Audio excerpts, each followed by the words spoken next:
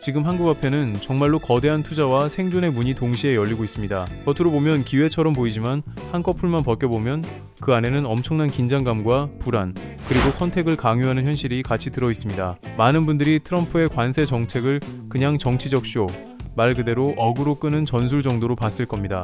그런데 진짜는 그보다 훨씬 깊습니다. 훨씬 집요합니다. 그리고 훨씬 무섭습니다. 핵심은 미국의 만성적인 무역 적자입니다. 이게 그냥 숫자 놀이가 아닙니다. 24년 기준으로 미국의 연간 무역 적자는 약 1조 2천억 달러에 달합니다. 하나로 환산하면 약 1700조 원입니다. 이 말은 뭐냐? 미국이 1년 동안 1700조 원어치를 더 사들이고 있다는 뜻입니다. 트럼프는 이 구조 자체를 불공정한 시스템이라고 규정했습니다. 그리고 관세를 통해 이 판 자체를 뒤집겠다고 선언한 겁니다. 여기서 중요한 이론적 배경이 하나 등장합니다. 바로 밀 보고서라고 불리는 문건입니다. 트럼프 행정부의 경제자문위원회 위원장인 스티븐 미러니슨이 내세운 글로벌 무역 시스템 재구성을 위한 사용자 가이드입니다. 이름은 복잡해 보여도 핵심 논리는 단순합니다. 관세를 부과하면 환율이 움직이고 그 환율 변동이 관세로 인한 물가 상승을 상쇄한다는 겁니다. 다시 말해 이론적으로는 인플레이션 없이 무역 적자를 줄일 수 있다는 주장입니다. 하지만 현실은 그렇게 예쁘게 안 굴러갔습니다.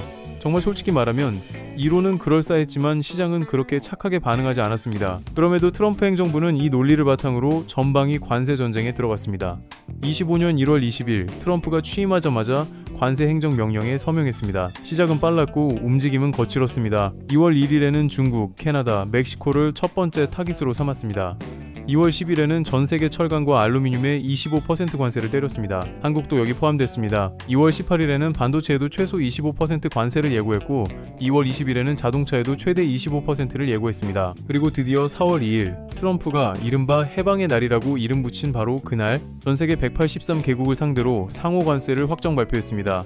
한국에는 기본 10%에 개별 16%가 더해진 총 26%의 관세가 부과됐습니다. 이건 그냥 숫자 하나 올라간 문제가 아닙니다. 한국 경제의 밥줄을 정면으로 겨눈 충격이었습니다. 국제통화기금 IMF도 이 시기 글로벌 성장률 전망을 1월에 3.3%에서 4월에는 2.8%로 무려 0.5%포인트 하향 조정했습니다. 그런데 진짜 시장을 뒤집은 건 그 다음이었습니다. 4월 9일 상호 관세 발효 불과 13시간 만에 트럼프는 중국을 제외한 나머지 국가들에 대해 91일 유예를 선언했습니다. 이건 말 그대로 시장을 뒤흔든 롤러코스터였습니다. 환율은 하루에도 수십 번씩 요동쳤고 원달러 환율은 4월 9일 장중 한때 1487원까지 치솟았다가 유예 선언 이후 다시 빠르게 내려왔습니다. 이 구간을 몸으로 버틴 사람들은 진짜 피가 말랐을 겁니다. 그렇다면 왜 한국이 특히 더 위험한가? 답은 단순하지만 치명적입니다.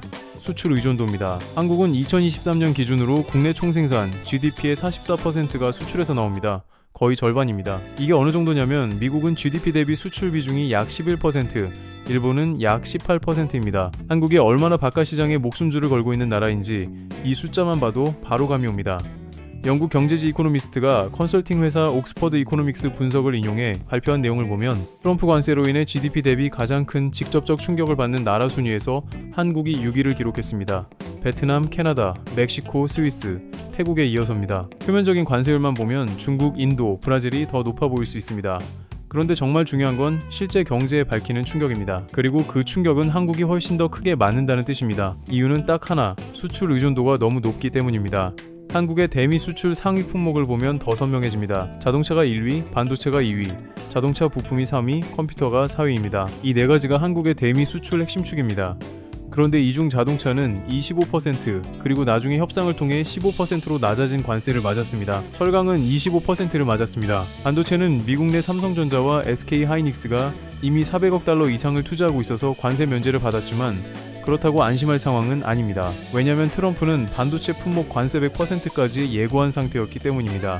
말 그대로 오늘은 면제 같아 보여도 내일은 모르는 상황이었던 겁니다. 한국은행이 발표한 보고서를 보면 트럼프의 관세 정책이 2020 본년 한국 성장률을 0.45%포인트, 2026년에는 0.6%포인트 낮출 수 있다고 분석했습니다. IMF도 한국의 2025년 GDP 성장률 전망을 무려 1.0%포인트나 하향 조정했습니다. 이건 체감이 아니라 수치로 확인된 경고입니다. 실제로 2025년 1분기 한국 GDP는 전분기 대비 0.1% 감소했습니다. 4년 만에 처음으로 마이너스를 기록한 겁니다. CNN도 이 부분을 주목해서 보도했을 정도입니다. 그런데 대기업보다 더 버티기 힘든 쪽은 따로 있습니다. 바로 중소기업입니다. 주요 품목 수출이 최대 1조 2천억 원, 1.3% 감소할 가능성이 제기됐습니다. 대기업은 미국 현지 투자를 늘리거나 생산 거점을 옮기면서 버틸 수라도 있습니다. 하지만 중소기업은 그럴 여력이 없습니다. 납품처인 대기업이 미국으로 이전하면 같이 따라가야 하는데 현실적으로 그게 가능한 회사가 몇이나 되겠습니까? 정말 현실적으로 말하면 그건 전략이 아니라 생존 게임입니다. 그리고 많은 중소기업들에겐 그 게임에 들어갈 입장권조차 없습니다. 여기서 끝이 아닙니다. 지금 한국 경제에서 관세만큼이나, 아니 어쩌면 그보다 더 무서운 폭탄이 하나 있습니다. 바로 환율입니다. 2025년 4월 9일 원달러 환율이 장중 1487원까지 올라갔던 거 기억하시죠? 이건 단순한 변동이 아닙니다. 외환 위기 직후 수준에 근접하는 환율이었습니다. 시장에서는 1,500원 시대가 열리는 것 아니냐는 공포가 순식간에 퍼졌습니다. 이 환율 급등의 배경에는 여러 요인이 복합적으로 작용했습니다. 첫째, 트럼프의 관세 공세로 달러 수요가 급증했습니다. 미국에 수출하는 기업들이 달러를 원화로 바꾸지 않고 그냥 들고 있으려 하면서 국내 달러 공급이 줄었습니다. 둘째, 한국 개인 투자자들의 미국 주식 매수 열풍입니다. 2025년 1월부터 11월까지 한국 투자자들이 미국 주식을 663억 달러, 약 98조 원어치 순매수하면서 세계에서 미국 주식을 가장 많이 사들인 나라가 됐습니다. 이게 원화 수요를 줄이고 달러 수요를 키우는 방향으로 작용했습니다. 셋째, 한미 금리 역전입니다. 무려 42개월이라는 역대 최장 기간 동안 한국 금리가 미국 금리보다 낮은 상태가 지속됐습니다. 금리가 높은 쪽으로 자금이 이동하는 건 너무나 자연스러운 일입니다. 그래서 달러로 자금이 계속 빠져나갔습니다. 여기에 한국이 미국과 관세 협상을 하면서 향후 4년간 3,500억 달러 규모의 대미 투자를 약속한 것도 환율 상승 압력을 키웠습니다. 연간 최대 200억 달러씩 미국에 투자해야 하니 그만큼 달러 유출이 생기는 구조입니다. 그리고 부동산 규제로 갈 곳을 잃은 자금이 미국 주식으로 몰리는 현상까지 겹쳤습니다. 결국 전문가들은 지금 1,400원 후반대를 새로운 뉴노멀로 봐야 한다고 말할 정도였습니다. 환율이 오르면 수출 기업은 유리해야 하는 것 아니냐고 생각할 수 있습니다. 원화 환산 수익이 늘어나니까요. 그런데 현실은 그렇게 간단하지 않습니다. 왜냐하면 수출 기업들이 원자재를 달러로 수입해야 하는데 그 비용도 같이 올라가기 때문입니다. 게다가 관세 때문에 수출량 자체가 줄어들면 환율 수혜가 관세 피해를 상쇄하지 못합니다. 반면 수입 물가는 올라가고 국내 소비자들의 구매력은 떨어집니다. 이게 바로 스태그플레이션 우려가 나오는 이유입니다. 물가는 오르는데 경기는 식어버리는 것, 이보다 더 답답한 그림도 드뭅니다. 지금 한국은 단순히 한 번의 무역 충격을 겪고 있는 게 아닙니다. 무역, 환율, 투자 이동, 성장률 하락이 한꺼번에 얽힌 복합 위기와 마주하고 있습니다. 겉으로는 숫자와 그래프로 보이지만 그 안을 들여다보면 수출 기업의 주문서, 중소기업의 자금줄, 가계의 소비 여력, 그리고 시장 전체의 심리가 동시에 흔들리고 있는 겁니다. 진짜 문제는 아직 끝나지 않았다는 데 있습니다. 이제부터는 이 상황이 어디로 굴러갈지 그 시나리오를 봐야 합니다. 이제 가장 중요한 구간으로 들어가 보겠습니다. 앞으로 이 상황이 어떻게 전개될 것인가? 여기서는 감정이 아니라 시나리오로 봐야 합니다. 왜냐면 지금 시장은 한 방향으로만 움직이는 시대가 아니기 때문입니다. 오늘은 안도랠리였다가 내일은 공포장이 오고 하루 사이에도 분위기가 완전히 뒤집힙니다. 정말 체감상 멀쩡하던 시장이 갑자기 뒤집히는 느낌, 다들 한 번쯤 느끼셨을 겁니다. 그래서 지금은 하나의 답만 믿고 몰빵하는 순간 그대로 얻어맞을 수 있습니다. 첫 번째는 협상 타결 시나리오입니다. 한국은 이미 미국과 협상을 통해 상호 관세율을 25%에서 15%로 낮추는 데 성공했습니다. 자동차 관세도 15%로 낮아졌습니다. 대신 대미 투자 3,500억 달러, 미국산 에너지 1억 달러, 구매, 자동차와 농산물 시장 추가 개방을 약속했죠. 이 협상이 잘 이행되고 추가 협상도 큰 충돌 없이 진행되는 시나리오입니다. 이 경우 한국 증시에는 긍정적입니다. 불확실성이 줄어들고 수출 기업들의 실적 가시성이 높아집니다. 환율도 어느 정도 안정될 가능성이 있습니다. 그런데 여기서 정말 주의해서 봐야 할 변수가 하나 더 생겼습니다. 2026년 2월 미국 연방대법원이 트럼프의 상호 관세의 법적 근거인 IPI의 위법 판결을 내렸습니다. 쉽게 말하면 관세의 법적 바닥이 흔들린 겁니다. 그런데 그렇다고 해서 관세가 그냥 사라질 거라고 기대하면 안 됩니다. 현실은 그렇게 단순하지 않습니다. 트럼프 정부는 다른 법 조항을 동원해서라도 관세를 계속 부과하겠다고 선언했고 CNN도 IPI 외에도 관세를 부과할 법적 수단이 많다고 분석했습니다. 즉 법적 기반은 흔들렸지만 관세 자체가 끝난 것은 아니라는 겁니다. 오히려 절차는 더 복잡해지고 시장의 불확실성은 더 커졌습니다. 협상 타결이 호재이긴 한데 그 호재조차 깔끔하게 안심할 수 없는 상황이 된 겁니다. 두 번째는 무역전쟁 장기화 시나리오입니다. 트럼프가 계속 새로운 관세 카드를 꺼내들고 반도체의 품목 관세를 부과하고 의약품에도 250% 관세를 때리는 최악의 상황입니다. 이 시나리오에서는 한국 수출이 더 큰 타격을 받게 됩니다. 특히 중소기업들의 줄도산 우려가 커지고 국내 내수 경기 역시 급격히 식을 수 있습니다. 이건 그냥 숫자 몇 개 꺾이는 수준이 아닙니다. 밥줄 자체가 흔들리는 겁니다. 하지만 이런 국면에서도 수혜를 받는 자산은 있습니다. 바로 금, 달러, 그리고 미국 내 제조업 관련 자산입니다. 시장이 흔들릴수록 돈은 안전하다고 여겨지는 쪽으로 몰립니다. 결국 공포가 커질수록 이 자산들의 존재감도 더 커지는 구조입니다. 세 번째는 미국 경기 침체 역풍 시나리오입니다. 이건 트럼프의 관세 정책이 미국 자신에게도 부메랑이 되는 경우입니다.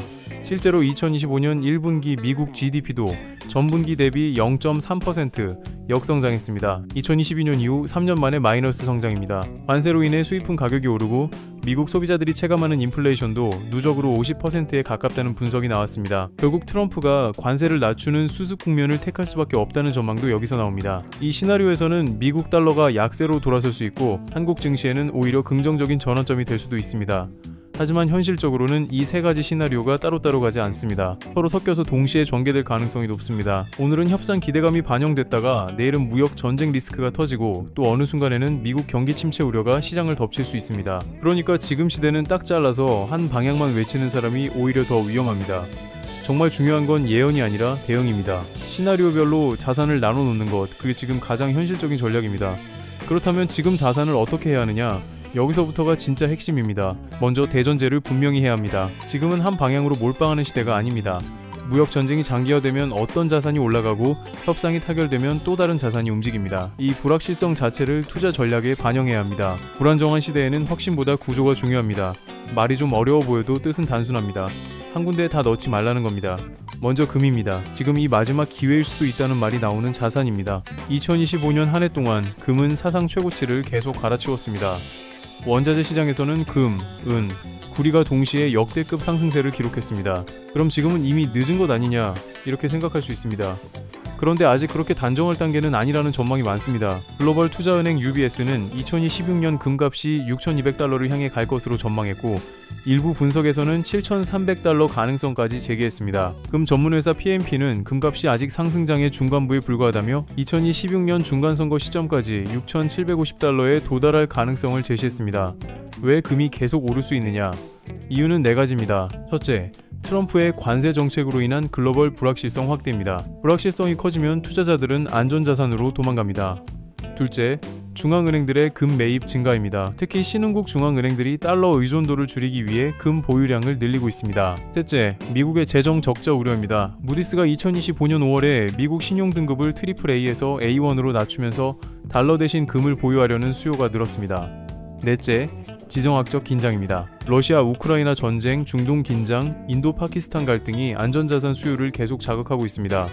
국내에서 금에 투자하는 방법은 여러 가지입니다. KRX 금시장에서 직접 금을 사는 방법도 있고 금 ETF를 통해 투자하는 방법도 있습니다. 국내 상장된 코덱스금 액티브 같은 ETF는 2025년 2월 한 달에만 13.48% 상승했습니다. 다만 금은 이미 많이 오른 자산이기 때문에 분할 매수 전략으로 접근해야 하고 포트폴리오의 15% 수준으로 담는 것이 적절하다는 의견이 나옵니다. 관세 불확실성이 금값의 하단을 강하게 지지하고 있기 때문에 방향성은 유효하지만 단기 변동성은 여전히 크다는 점도 기억해야 합니다. 두 번째는 달러 자산입니다. 원달러 환율이 1,400원 후반을 뉴노멀로 인식해야 한다면 달러 자산을 보유하는 것 자체가 하나의 해지가 됩니다. 국내 거주자들이 가장 쉽게 달러 자산에 접근하는 방법은 달러 관련 ETF입니다. 타이거 미국 달러 단기 채권 액티브 같은 상품은 안정적인 미국 단기 채권 금리와 달러 환율 노출을 동시에 얻을 수 있는 방법입니다. 환율이 올라가면 이 ETF도 함께 올라가는 구조입니다. 반대로 환율이 지금 고점이라고 보고 앞으로 달러가 약해질 것으로 본다면 달러 인버스 ETF도 선택지가 될 수 있습니다. 키움증권의 K-웜, 미국 달러 선물 ETF 같은 상품들이 이런 방향에 활용될 수 있습니다. 하지만 여기서 정말 중요한 건 레버리지 상품입니다. 레버리지 상품은 양방향으로 이 배의 손익이 발생하기 때문에 충분한 이해 없이 들어가면 손실도 훨씬 커집니다. 일반 투자자들에게는 레버리지 없는 기본형이 훨씬 현실적입니다. 세 번째는 미국 주식과 ETF 장기 분할 매수 전략입니다. 한국 투자자들은 이미 2025년에 미국 주식을 98조 원어치 사들였습니다. 어느 정도는 맞는 방향일 수 있습니다. 하지만 정말 중요한 건 무엇을 사느냐보다 어떻게 사느냐입니다. 무작정 나스닥 레버리지 ETF를 때려 넣는 식으로 접근하면 이 변동성 장세에서는 버티기 어렵습니다. 시장 불확실성에 견딜 수 있는 방어적인 포트폴리오가 필요합니다. 예를 들어 SCHD 같은 미국 배당 ETF는 금융, 산업재, 헬스케어, 필수 소비재 등 경기 방어주 비중이 높아서 관세 전쟁 같은 불확실성 국면에서 상대적으로 안정적입니다. 3.4%의 배당 수익률도 안정적인 현금 흐름을 제공합니다. 반면 성장성도 놓치고 싶지 않다면 DGRW 같은 배당 성장 ETF도 있습니다. 마이크로소프트, 애플 같은 기술주도 일부 편입하면서 배당 성장과 주가 상승을 동시에 노리는 상품입니다. 2025년 연초 대비 수익률이 9.38%였고 10년 장기 연평균 수익률이 14.52%였습니다. 다만 모든 미국 주식 투자는 환율 리스크를 같이 봐야 합니다. 달러가 약해지면 원화 환산 수익이 줄어들 수 있기 때문입니다. 그래서 환해지 여부를 꼭 확인하고 투자해야 합니다. 네 번째는 한국 증시입니다. 지금 사도 되느냐는 질문이 많습니다. 코스피가 여전히 저평가되어 있는 것은 맞습니다. 그리고 한국이 MSCI 선진국 지수에 편입될 경우 대형주와 금융주 중심으로 외국인 자금이 유입될 가능성도 있습니다. 삼성 자산운용의 분석에 따르면 코스피 상장기업의 영업이익이 2025년 280조 원에서 2026년에는 410조 원까지 늘어날 것으로 전망됩니다. 이익이 이렇게 늘어나는데 주가가 계속 급락만 하기는 어렵다는 논리입니다. 하지만 여기에도 변수가 있습니다. 바로 환율입니다. 외국인 투자자들은 원화 약세 상황에서 한국 주식을 사면 환차손이 생기기 때문에 원화가 안정될 때까지는 대규모 순매수로 돌아서기 어렵습니다. 실제로 2025년 3월 기준 외국인은 국내 주식을 1조 6,370억 원 규모로 순매도하면서 8개월 연속 매도세를 이어갔습니다. 그래서 결론은 분명합니다. 한국 주식은 장기 투자 관점에서는 매력적이지만 단기적으로는 환율과 외국인 수급을 보면서 분할 매수로 접근하는 게 맞습니다. 여기까지가 앞으로의 시나리오와 그에 맞춘 핵심 자산 전략입니다. 하지만 아직 끝이 아닙니다. 진짜 중요한 건 남아 있습니다. 부동산은 지금 어떻게 봐야 하는지, 채권은 왜 의외의 보험이 될 수 있는지, 그리고 지금 당장 실행 가능한 포트폴리오를 어떻게 짜야 하는지, 그 부분이 마지막에 이어집니다. 이제 마지막으로 가야 할 곳은 부동산, 채권, 그리고 지금 당장 손에 잡히는 포트폴리오입니다. 많은 분들이 여기서 제일 궁금해합니다. 그래서 더 냉정하게 봐야 합니다. 희망으로 돌리면 편하긴 합니다. 하지만 진짜 돈이 걸린 문제에서는 그런 어그로성 낙관론이 제일 위험합니다. 지금은 무엇을 살지보다 무엇을 함부로 사지 말아야 하는지가 더 중요할 수도 있습니다. 먼저 부동산입니다. 솔직히 말해서 지금은 관망이 맞습니다. 관세 전쟁으로 경기가 둔화되고 기업 실적이 나빠지면 결국 고용 시장도 영향을 받습니다. 그리고 금리도 쉽게 내리기 어려운 환경입니다. 왜냐하면 관세로 인한 인플레이션 압력이 있기 때문입니다. 중앙은행이 금리를 공격적으로 내리면 물가가 더 오를 수 있습니다. 부동산은 금리에 민감한 자산입니다. 금리가 내려가지 않으면 가격 상승 모멘텀이 약할 수밖에 없습니다. 물론 특수지역이나 교통 호재 지역은 별개의 흐름을 보일 수도 있습니다. 하지만 전체 시장 흐름으로 보면 아직 리스크가 큽니다. 정말 현실적으로 말하면 지금은 무리하게 들어가서 버티는 게임을 할 때가 아니라 흐름을 보고 기다리는 구간에 더 가깝습니다.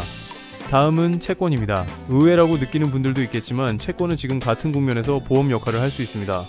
미국 국채나 한국 국채는 경기 침체 우려가 커질 때 가격이 오릅니다. 2025년 4월 트럼프의 관세 정책으로 경기 우려가 확산되자 미국 10년물 국채 금리가 일주일 사이 50 베이시스 포인트 급락한 사례가 있었습니다. 금리가 내리면 채권 가격은 올라갑니다. 이게 포트폴리오의 방어막이 됩니다. 주식이 급락할 때 채권이 오르면 전체 포트폴리오 변동성이 줄어드는 겁니다.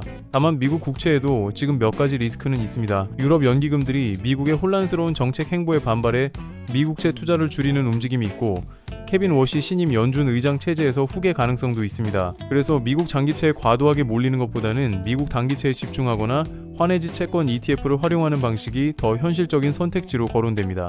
그럼 이제 진짜 손에 잡히는 이야기로 가보겠습니다. 지금 당장 실행할 수 있는 포트폴리오 구성입니다. 이건 어디까지나 투자 권유가 아니라 참고용입니다. 본인의 위험 감수 능력과 투자 목표에 따라 조정해야 합니다. 다만 공격적이지 않은 안정형 포트폴리오를 원한다면 방향은 비교적 분명합니다. 우선 금 관련 자산의 15%를 배분합니다. 코덱스 금, 액티브 같은 ETF나 KLX 금시장을 통한 직접 투자를 활용할 수 있습니다. 달러 단기 채권 ETF에는 20%를 배분합니다. 타이거 미국 달러 단기 채권 액티브 같은 상품이 여기에 해당합니다. 미국 배당주 ETF에는 25%를 담습니다. SCHD처럼 배당 수익률이 높고 경기 방어주 비중이 높은 상품이 대표적입니다. 한국 대형주 ETF에는 20%를 분산합니다. MSCI 선진국 편입 기대감과 밸류어 프로그램 수혜를 받을 수 있는 코스피 200 관련 ETF가 여기에 적합합니다. 그리고 나머지 20%는 현금이나 CMA, MMF 같은 단기 유동성 상품에 넣어둡니다. 시장이 급변할 때 추가 매수 기회를 잡기 위한 실탄입니다. 좀 더 적극적으로 투자하고 싶은 분들은 미국 성장주 ETF 비중을 높이고 금 비중을 줄이는 방향으로 조정할 수 있습니다. 그리고 은도 고려 대상이 될 수 있습니다. 은은 태양광, AI 데이터 센터, 반도체 제조 과정에 쓰이는 산업 수요까지 겹치면서 금보다 높은 수익률을 기록했습니다. 하지만 은은 금보다 변동성이 훨씬 큽니다. 그래서 포트폴리오의 5% 이내에서만 담는 것이 적절하다는 의견이 나옵니다.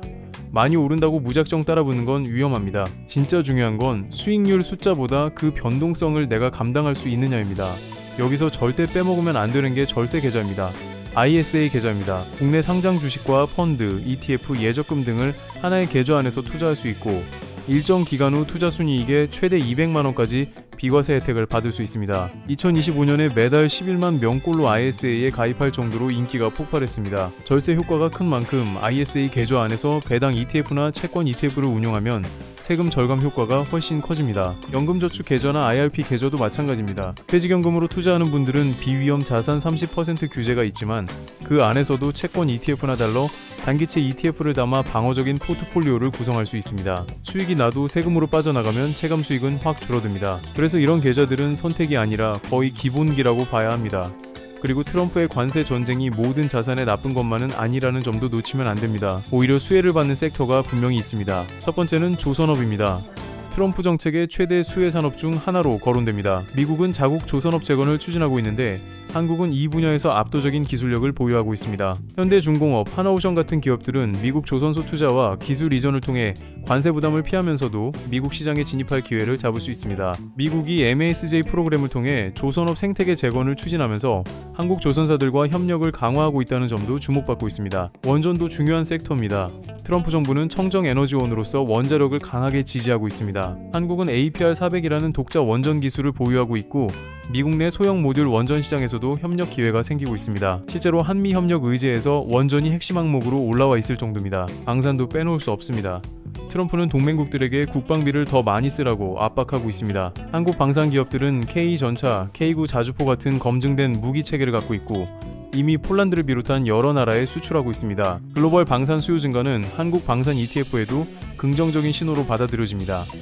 AI와 데이터 센터 관련 인프라도 중요합니다. 관세 전쟁 한복판에서도 AI 패권 경쟁은 멈추지 않습니다. 미국 빅테크들의 AI 투자는 계속되고 있고 이는 반도체, 전력 인프라, 냉각 시스템 등 여러 분야의 수요를 만들어냅니다. 한국의 삼성전자와 SK하이닉스의 HBM 기술은 AI 데이터 센터의 핵심 부품입니다. 관세 리스크는 분명히 있습니다. 하지만 미국이 당장 대체제를 찾기 어렵다는 점은 한국 기업들의 협상력을 높여주는 요소가 됩니다. 반대로 지금 시점에서 가장 위험한 투자 실수도 분명히 있습니다. 첫째, 단기 예측에 베팅하지 마세요. 지금은 트럼프의 트윗 하나, 발언 하나에 시장이 수십 번씩 흔들리는 시대입니다. 이 변동성을 정확히 맞춰서 단기 트레이딩으로 이기겠다는 건 정말 쉽지 않습니다. 둘째, 레버리지 ETF에 장기 투자하지 마세요. 2배, 3배 레버리지 ETF는 단기 트레이딩용입니다. 변동성이 큰 구간에서 장기 보유하면 방향이 맞아도 손실이 날 수 있습니다. 이른바 변동성 끌림 현상 때문입니다. 셋째, 테마형 ETF, 고점 추격 매수를 조심해야 합니다. 새로 나오는 테마형 ETF는 유행 끝자락에 나오는 경우도 많습니다. 상승 추세가 꺾이면 미련 없이 손절할 수 있는 단호함이 없다면 더 위험해질 수 있습니다. 넷째, 현금을 너무 많이 쌓아두지 마세요. 인플레이션 상황에서 원화 현금을 과도하게 보유하면 구매력 손실이 생깁니다. 일부는 반드시 달러 자산이나 실물 자산으로 해지할 필요가 있습니다. 결국 이 모든 이야기를 관통하는 결론은 하나입니다. 지금 우리가 살고 있는 시대는 트럼프 라운드라는 완전히 새로운 글로벌 경제 질서의 시작점일 수 있다는 겁니다. 70년간 유지됐던 자유무역 체제가 흔들리고 있습니다. 이게 단기적 혼란으로 끝날 수도 있고 구조적 변화의 출발점이 될 수도 있습니다. 어느 쪽이든 우리는 이 현실에 적응해야 합니다. 투자에서 가장 위험한 건 불확실성 그 자체가 아닙니다. 불확실성을 모른 척하는 태도입니다. 자산을 한 곳에 몰아놓고 괜찮겠지 하고 버티는 것, 그게 진짜 위험합니다. 지금 같은 시대에는 분산 투자가 선택이 아니라 필수입니다. 금, 달러, 미국 배당주, 한국 우량주, 현금성 자산을 골고루 담고 시장 상황에 따라 비중을 조절해야 합니다. 그리고 ISA, 연금저축, IRP 같은 절세 계좌를 최대한 활용해야 합니다. 수익률은 투자로 만들 수 있지만 실제로 손에 남는 수익은 세금 관리까지 했을 때 비로소 완성됩니다. 장기적으로 보면 절세는 가장 확실한 수익률, 방어 장치 중 하나입니다. 마지막으로 꼭 기억해야 할 게 있습니다. 시장은 언제나 공포와 탐욕 사이에서 움직입니다. 그리고 지금처럼 공포가 큰 시기에는 흔들리지 않고 자기 원칙을 지키는 사람이 결국 살아남습니다. 트럼프의 관세 전쟁은 분명한 리스크입니다. 하지만 동시에 제대로 된 자산 배분 전략을 가진 투자자에게는 기회가 될 수도 있습니다. 위기와 기회는 늘 같이 옵니다. 중요한 건 그 순간에 얼마나 빨리 그리고 얼마나 냉정하게 행동하느냐입니다. 이 흐름 여러분은 어떻게 보고 계십니까? 댓글로 생각을 남겨주시면 같이 보겠습니다. 이런 식으로 복잡한 이슈를 끝까지 정리해드리는 글이 괜찮았다면 가볍게 반응 남겨주셔도 좋겠습니다.